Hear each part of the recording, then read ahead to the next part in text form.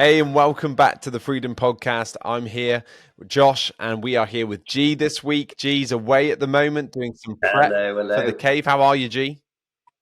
Yeah, I'm doing fantastic, Josh, down in South Carolina. Getting some sunshine in. It's not a bad place to get some inspiration pre-cave. I'll tell you what, we had a chance to come down here, spend time with Courageous Church. Shout out to those guys Amazing. in Charleston. So we were there on Sunday and just saw for the first time the church, operating, going for it. It was fantastic. I think they're probably only, weeks in? Is it sort of about 8 weeks in? But to see all these people, I think it's about a couple of hundred average a week there coming in, brand new people. Again, blows my mind that you can turn up and say, this is our church family, just meeting like people after people after people. I'm a shocker for names as it was, but you imagine by the end of the morning, there were so many conversations, great conversations I'd had of these new people, but I was trying to remember who was who. But brilliant, Josh. Absolutely, such an honour to be down here, see what Dave and Saz and the team are building. It's colossal. What they're, the work that they're putting into, talk about being committed and diligent with what God's put in their hands. Those guys are amazing. Come on. It is amazing and a beautiful thing to see a church really like popping out of nowhere, isn't it? And I think that those it's like those tents that you unzip and you kind of just throw them and they come from nowhere. It's kind of like seeing that with this church. I was there that first Sunday where there was just car after car coming down the road towards the church, and it was like, this is incredible to see. When we've almost done church in such a different way over the years, where to get to that point would be a huge deal, but these guys are seeing amazing stuff right within just a couple of months. Yeah, and I love the diversity of the people there. They're just people from all different backgrounds, different places, different countries, but people who have been praying for a church, or people who walked in not realizing that God was going to speak to them and say, you're going to be part of this, or change their life, or save them. It really is profound. The power of the gospel never gets old. You come, you come into a city, come into a school is where they have it, and you see God moving and working. And there was an amazing response on Sunday morning. So many people responding to the word. It was brilliant. So great what Saz and Dave are building down there, and so exciting for the rest of Freedom Church as well, as we continue to church plan and continue on our co-mission 72 and seeing churches around the world start meeting in this way. And I say, like, it's like you pop up and it just comes out of nowhere, but I know like there's been a huge amount of work and prayer and contending for this to happen. So it's a beautiful thing to see come to fruition. But as for today, G, I wanted us to talk a little bit about how we create a culture in freedom that looks beyond ourselves. And what I mean by that is when we are creating church in all these different places, whether it's a small community in Rwanda, I think of Musanze, or I think of us meeting in a big city like Chennai in India, or going into somewhere in the UK like Birmingham. There is something about making sure that as we go and we plant a community, that it's a community that is outward looking. And I think that when I reflect on almost any community that I've been a part of, there is a tendency, I think, in humanity to want to draw and gravitate to those that we know and and stay with where it's familiar. And I think that I was remembering earlier about something that happened to me when I was 15. I went away for some army work experience for a week, and I went with a few guys from my school. There was 3 or 4 of us, and there was 3 separate barracks, and there was about 50, 60 other lads from a bunch of different schools. And so they were all in these kind of small groups of 3s and 4s. And I was put in the barracks with one other guy from my school, a buddy of mine, But as we were getting ready to go into the barracks, the guy who was kind of taking charge of our group said, anyone here that's got asthma? And my friend and a few others put their hands up. And they said, right, get your bags. You're getting back on the bus. And they took them back home from the camp. And so it meant that I went into the barracks as the only one from my school. I didn't know anyone else. And all these lads had 2 or 3 others that they knew, and I knew no one. And it was such a difficult and slow 5 days for me for many reasons. Showed me I wasn't quite ready to be in the army. And but one of the things was about this kind of idea that these guys never talked to me. I mean, they say, hey, kid in the corner, because I had my little bunk in the corner, and it was like they didn't even know my name. And there was something around that where it always stuck with me, that when you're in a community that doesn't really make the effort to include you, how alienating and isolating that can feel. But there is something of a responsibility on us as the church to continue to make sure that we have a connection that goes outside of ourselves. So I wanted to ask you, G, about the way that you have created that community over the years, how you and H have done that, because that's something that has been replicated into all these different freedom churches and courageous church across the world. Why do you think, first of all, G, that we as humanity, what is it that makes us want to draw back in to those that we know? Why do you think that we would not always look outward? So I just wanted to ask about that first of all. Yeah, I think there's something natural for human beings to draw and identify into their own groups, their own tribes. So when they see, they see other people, we have this, and part of this is like the prejudice, which is part of our sin nature within us, that we will make assumptions about other people. So you're always going to be more secure with the people you feel you know that are like you. And even right now, the reason that we are in perhaps certain groups is because, hey, they speak our language, they like the things we like, they laugh at the same things, they watch the same. And so what happens is generally we draw and gravitate to that because there is a selfishness within us to be, first of all, to be safe, secure, and the benefits that we get. It really is the benefits that we have from it. It's far easier, isn't it? If you don't have to work hard at trying to have a relationship or bring someone else in.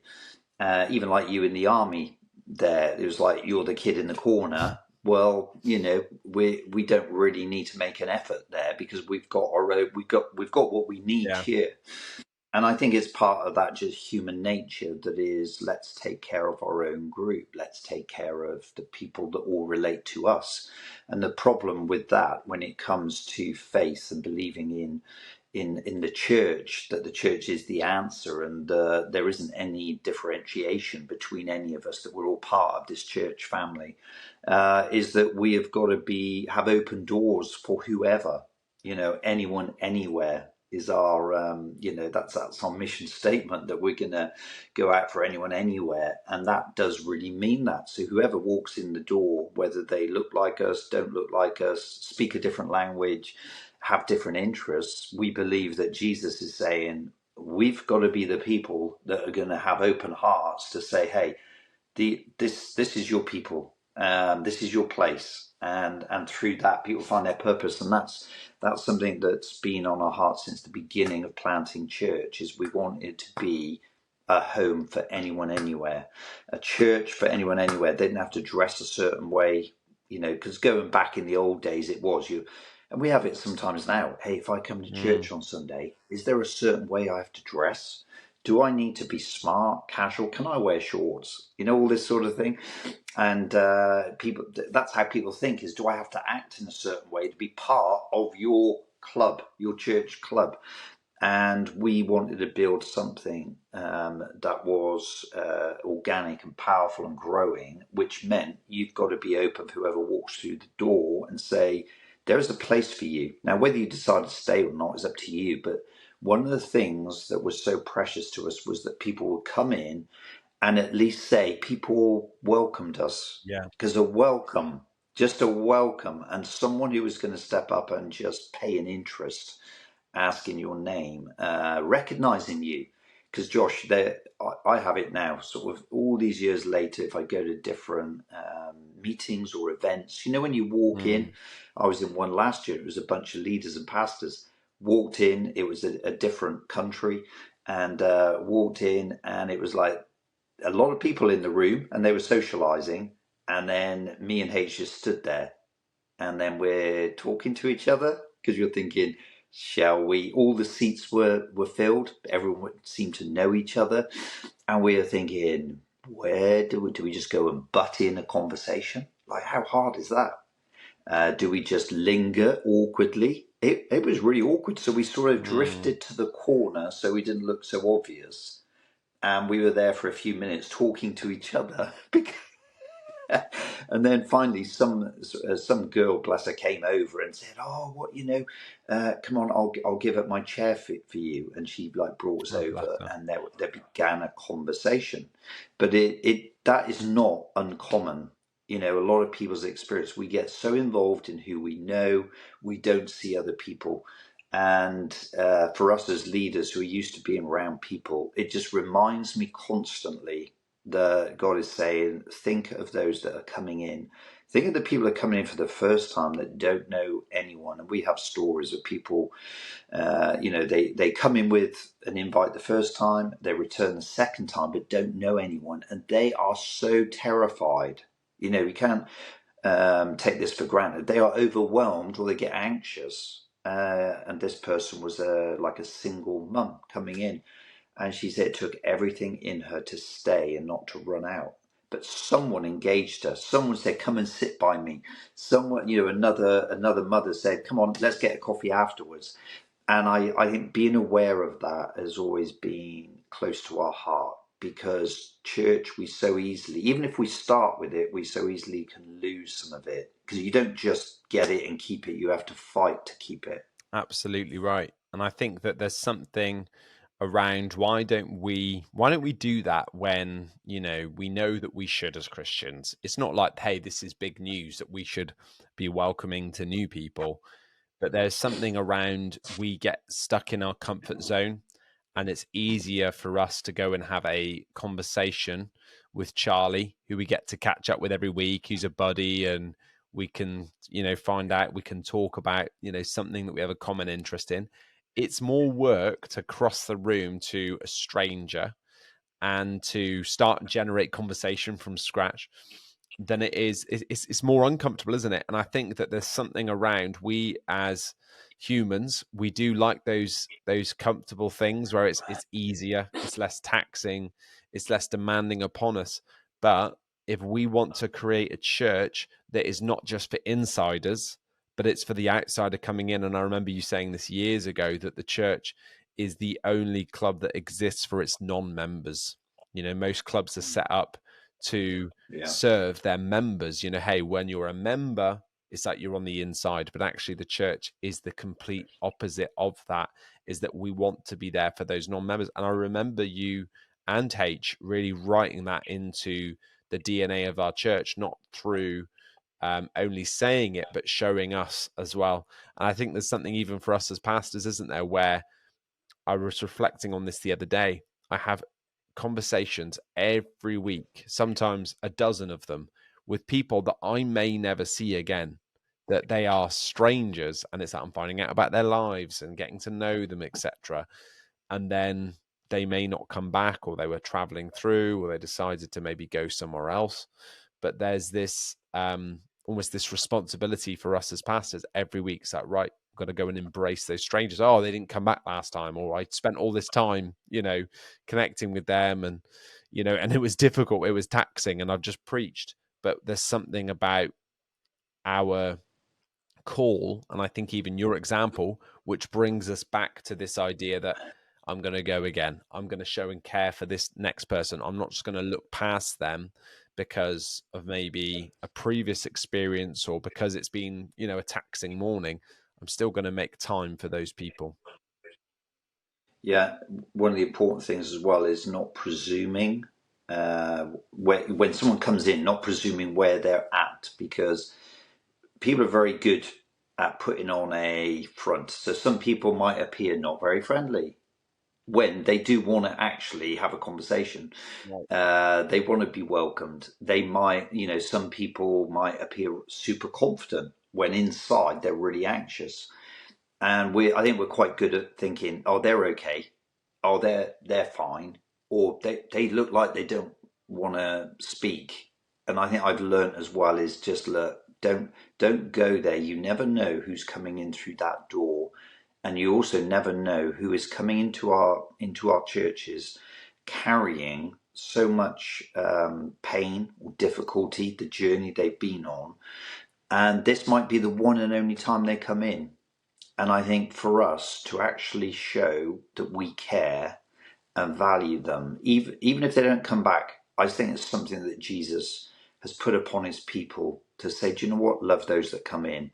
How can I love them? Just by caring, by, seeing if they're okay, maybe seeing if I can get them a drink. Just being interested. And we're not talking, this is the other side of it, Josh, we're not necessarily talking about an in-depth Yeah. conversation on their history and life, because some people feel, oh, I can't do that. I'm not very good at, talking to people. But no, we can all introduce ourselves. We can all ask someone's name, where they're Just tell from, them they're welcome maybe, as well, and we're glad that they yeah, came. telling them welcome. It doesn't actually have to be a big thing. In one way, it's not always helpful if you suddenly get 10 questions.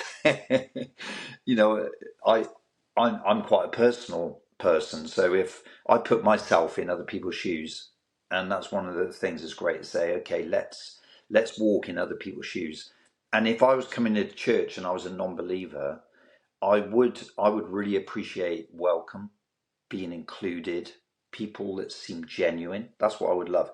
I probably wouldn't want to be asked 10 questions. I might feel a little bit, sort of, they're invading my privacy. But again, that's just part of us understanding the people we talk Mm. to. But as we said, Josh, just that thing of a welcome, of valuing, it goes a long way. And I think we personally underestimate it. We think, oh, does it really make a difference? I think what we're saying today, Josh, here is every one of us, in whatever church we're in, whatever church you are in, you can make a difference by spotting someone that might be new or just even on the outside edge and being the voice of Christ, really, of just saying, hey, we're glad you're here.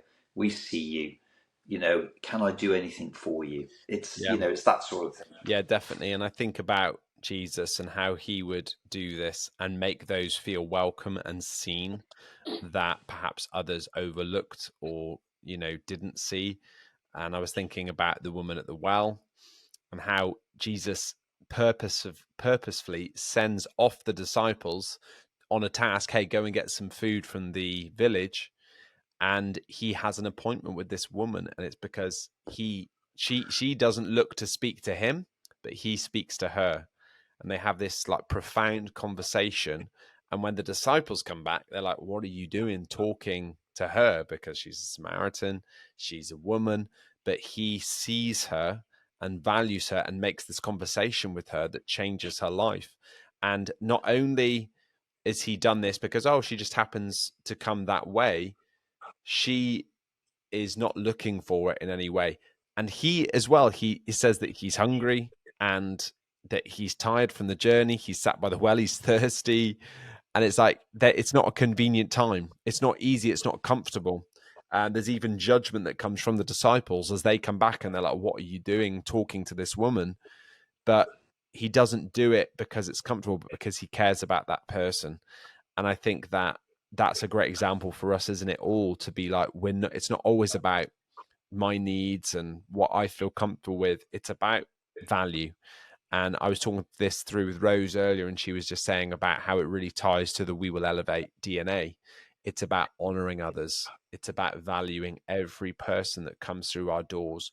And I always feel, I don't know about you on this, but I feel so grateful for every person where it's like they have chosen to spend their Sunday morning with us and they Yeah, trusted us in yeah, a space. And like for us, you know, we're meeting in this converted nightclub, and it's in this kind of like little pokey warehouse area in the corner of this parking lot. And it's like they took a risk and they took a chance to think, I'm going to go Yeah. into this place with these people that I don't know. I don't know what it's going to be like, how it's going to feel like to be there. And they somehow took this step of faith. And I feel so grateful for every person that walks through our doors that took that step, that I'm just like, man, I want to show that gratitude and that value to them for trusting us, because it is a big thing putting your morning and Yeah. putting that in someone else's hands. Yeah, we had in Hereford, Josh, recently this guy from the military who's a single guy. He's been away from, so he's not from the UK, he's from another country. He's been over here for quite a few years, and in that time, he's struggled with loneliness. He comes from a culture where your village is your community, it's your family, and the village raises the kid. You know, it's that sort of thing. So he comes to the UK in the military. Obviously, has friends, but doesn't have community. He's not saved. He comes into our church because he keeps getting invited, and he has this weekend where he is not. He's not sort of hungover from the weekend's drinking. And he says this, he says, I came in because I wasn't so hungover, he said, and then when I walk in, and he comes for several weeks, but he tells me this some weeks later, he comes in, he said, the thing that impacts me, he said, is community. He said, people actually ask my name, and he said, I feel like they actually care for me and value me. At this point, he's not a Christian. He's just come in. He's impacted by it. He keeps coming back. This guy then goes on an Alpha course. He then ends up giving his life to Jesus, right? Now, I turned up just 2 weeks ago, and he's up volunteering on hosting with his That's lanyard on, awesome. welcoming people. And I saw him and gave him a hug. And he said, you know what, I've been away from my country all these years, and I have not found community until I walked into Wow. this church. And he said, that is the thing that impacted me. I feel like this is my family. And that, again, for me, just reminds me, it reminds me Yeah, of it's very that's what the grounding. church should be. And as soon as we lose some of that, we become insular, we become an island. And we exist for ourselves, and it's a sure way of something dying. Absolutely right. The way the church lives is by doing exactly what we're talking about. And if we sort of just interested in numbers, it becomes more corporate, and people turn. And I've been in those places where you just turn up and you disappear, but there's no community. You almost come and you consume what you want to consume, and then you go, and it's like, well, I've done my bit, almost like my duty. But we're talking about a living relationship, about the church being a living organism which is alive and living. That means we are part of that, and these stones are living stones, and when people come in, it's like, hey, we're building something. And that's an exciting place to be. Definitely. And I think about when I first came to Raleigh, I went and visited 5 churches in the area, and I wanted to see like what's happening in Raleigh. And there's some amazing worship, some amazing preaching, and it was a great experience. But out of the 5 services that I attended, there was only one where someone spoke to me or welcomed me. Wow. And Wow. and I think that the one guy that we did go to, as he shook my hand, he yawned. And it was just like, and he was on staff as well. So it was like, it wasn't just someone, it was like his job, you know? And he's like, so it was only one that did it. And the one that was like, it was a bad experience. And it's like, it did make me feel so not valued, not seen. And it was just a Yeah. great experience from that regard, to remember like what it's like to be on the other side, to remember how people come into an environment for the first time where they don't know where to go or what to do or where to sit. And we have to keep coming back to that, because I think that it's so easy to get into the swing of like, this is how I do a Sunday. And one of the things that's really I think, important about the way that the church has been built and what you and H have been able to instill in all of us as leaders is that we can have structures to welcome people. So we've got our amazing serve teams, volunteers who welcome people as they come in through our doors. And then we've got, on your first week, you're going to get treated like a VIP. We've got maybe a gift for you and going to get a special coffee maybe in certain some of our locations. But there's some kind of differentiation. But the important factor on building community is the non-structured culture of the church. Yes, That it's for those people on week 2, week 3 who had a great big special welcome on the first week, but who's crossing the room to them on week 2 when there's no VIP team for them? absolutely. And that's where our church has got to keep coming back to this principle that we are going to be a church for the outsiders, not just the insiders. That there's always space in the conversation for a new person. It's like you might have your established 4-5 friend group, but is there room for another one? There should always be yes to that answer, that we're always making space for that person that's coming in, and we're so passionate about that. But it doesn't come without replication. That I, as the pastor, for you guys as senior pastors, we cannot be everyone's friend. We cannot get everyone's first name. We have to have that trickle down through all of our churches, through all of our pastors, through all of our teams, that we're going to continue to almost go against our disposition and default and still welcome people, still make space for them, no matter how comfortable we are or how much we sometimes want to just take it easy. We've got to keep crossing the room and making space for that new person who's there for the second or third time, first time.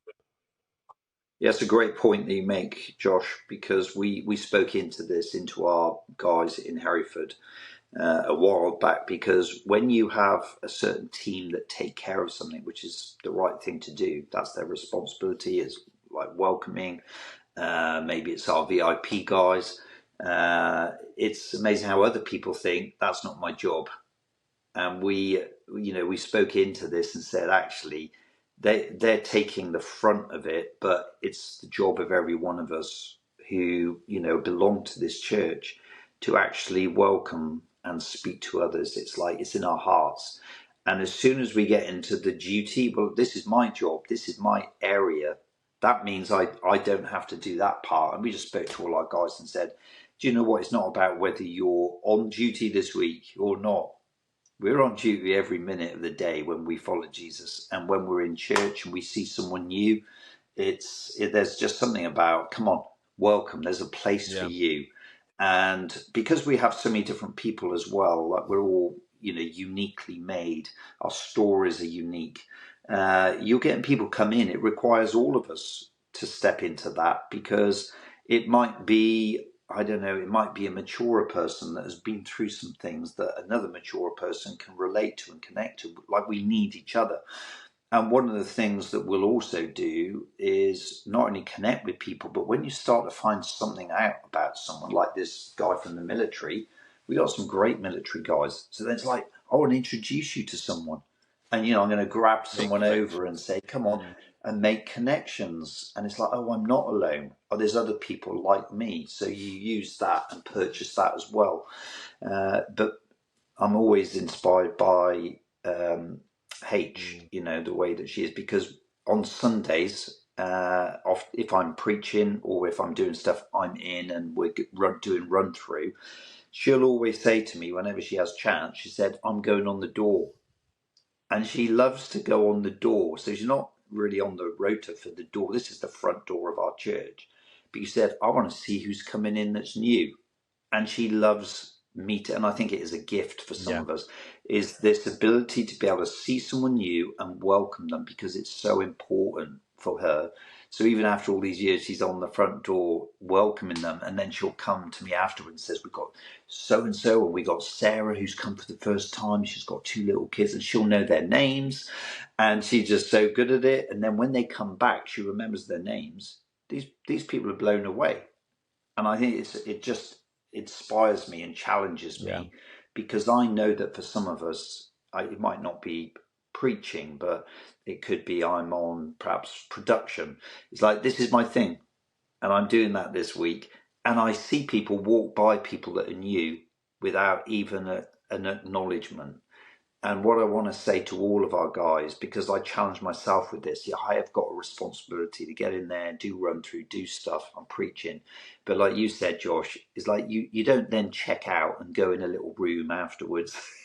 It's like now's the time for me to come and connect with people and see people. That's what Jesus did. He saw people. Yeah, He had a that's right. crowd. He saw someone. He had a crowd. He saw Zacchaeus up a tree. He said, "I'm coming to your place," and that's what you got to do.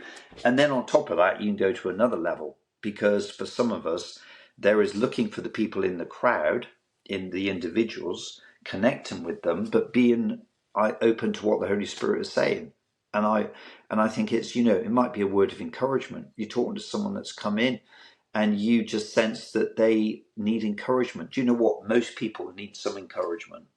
And I think even doing that in a genuine way, doesn't have to be a big thing, is just being like speaking life to someone. It's just something you can grow in as you do that. Definitely. And I think that even for me as a leader, sometimes I am constantly trying to sow that into our people. And I was in an environment, a meeting recently, and I was talking to a guy I know him well, and I saw over his shoulder, like one of our guys who's fairly new in the church just stood by himself. I'm like, hey, have you met this guy here? No, great guy. Go and connect with him. Go and just give them that little push. And I think even for those of us that are leaders that are listening to this, that you need to replicate that within your people. Don't presume, oh, they're just going to get it. You actually have to give people a little encouragement. You do have to share on the importance of it. You do have to encourage others. Sometimes it's saying, hey, come with me and we're going to go and talk to this new person together. Yeah. So that's something I think we can do to replicate that. But when I am doing Growth Track, where we meet our new people that have just joined the church, we do this every month. I usually jump on a table where they're having a discussion, and one of the questions we ask is talk about how you came to Freedom Church and what made you come back, what made you stay. And 5 out of the 6 people usually that are on the table will say it was the way I was welcomed. That was it's not the preaching. It's great for my humility. It's not the amazing worship. It was the way that I was welcomed, the community that was here. Someone remembered my name, and it really impacts people. And it's the starting place. And I think as the church continues, is that they start to get transformed by the teaching and the gospel and the power of the truth that comes out of the house that we're in. But what makes people actually want to engage? It's the way that they've been seen and valued. And I just encourage all of us that are serving and volunteering and leading across Freedom and Courageous, that you cannot overlook how important this is. Every single week, not just on Sunday, but in our midweeks at prayer meetings, crossing the room to someone, breaking outside of your comfort zone, doing the things that are maybe hard, because it utterly impacts lives that are starting to connect into our church. Yeah, and this is just a little thing, but it's a powerful thing. And I'm not sure if people are always aware of it. When people walk into our community, do you know what a smile can do? Good. If you want to, you don't necessarily have to talk to everyone because you can't possibly do it. But if there is something about seeing someone that is new and then you smile as you walk by or say hi, that sort of thing, do you know what? It changes things. Because again, Mum does this up the street. She'll go by and where someone's walking by, they look a bit miserable, and then suddenly this person breaks into a smile. And I said, well, "How come they're smiling?" She said, "Oh, I just smiled at them." And it works. Generally, it works because people like change when you smile. And it's a tiny thing, but it's being aware. I think because we don't walk around smiling, but it's being aware of, hey, there's friendliness here. There's welcome here. Those little things are posture, in all of that. Also, Josh, I know this is perhaps some steps further on, but it's something that I really treasure is the cooks. A lot of you will know Chris and Karen Cook from Hereford, and they've journeyed with us all these years. And we used to, in building church, they always used to do like dinner on Sundays. So after church on a Sunday, they just had this ministry, and it is a ministry where they would always buy, I don't know, two joints of meat or something. They'd always have like a big table, perhaps take about 10, 12 people, and they would invite people, and some of them were strangers, on that Sunday morning where they were comfortable to invite. And they would just say, hey, if you want to, why don't you come back for lunch? And we had so many Sundays sat round table just having great food, good conversation. And that was a doorway in for people because they were welcome round the table. I mean, that's like another level. But, so, again, that challenges me. And I think there are certain people in our churches that just have this hospitality gift that are able to connect. And it's not for everyone. You can't just invite everyone first time. But when people are starting to maybe connect in, I think it's like a next step saying, do you know what? We'd love to have you round, almost a bit impulsive sometimes, and say, hey, what are you doing? Do you want to come for lunch? Those people are gold because, when they know how to do that and they connect well, it's not the sort of thing you come across. It's precious, but I think it's something in God's people again Yeah. of saying we want to share with you our home and our It's food. a really good point, G, because I think that's the next level and step after this. Because in the DNA, in that We Will Elevate, it talks about how we're going to open our homes and our lives. And it's like inviting someone across the threshold. So it's like, it's great to have that conversation with someone, but what's the follow-up beyond that? Where's the step where it's like, hey, we want you to come over with some food? I remember inviting someone over a few years ago to come over for ours for dinner. And they told me a little while later, it's like that impacted me so much because we'd never as a couple been invited into anyone's home before. And it's like, you just had us over for dinner and cooked for us.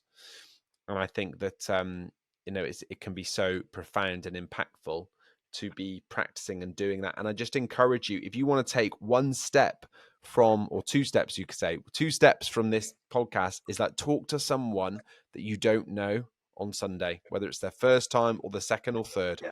Talk to someone, cross the room, practice it, make a practice of it every single week, even if it's only just one person. If we all do that, make a massive difference. And then the other thing is that where can you make some space to invite someone over? You might be able to do a Chris and Karen where you get a dozen people over for lunch because that's a big undertaking. But maybe there's a couple of sisters, maybe that have joined the church, or maybe there's Yeah. a couple, or maybe there's a few single people that you just want to get together. Bring them over, connect with them, open your home. It is such a impacting thing, and something again that we see right through scripture of hospitality. So And yeah, go on. I'd also say, Josh, with that as well, I've heard people use the excuse of like, oh, we can't cook, or we're not very good, or our place is small. Yeah. I'll just encourage you and be creative in that. I'm sure you can perhaps cook something, but today we also have the ability to buy things that are actually quite prepared for us. Don't allow that, because it's actually not so much about the food that you're bringing.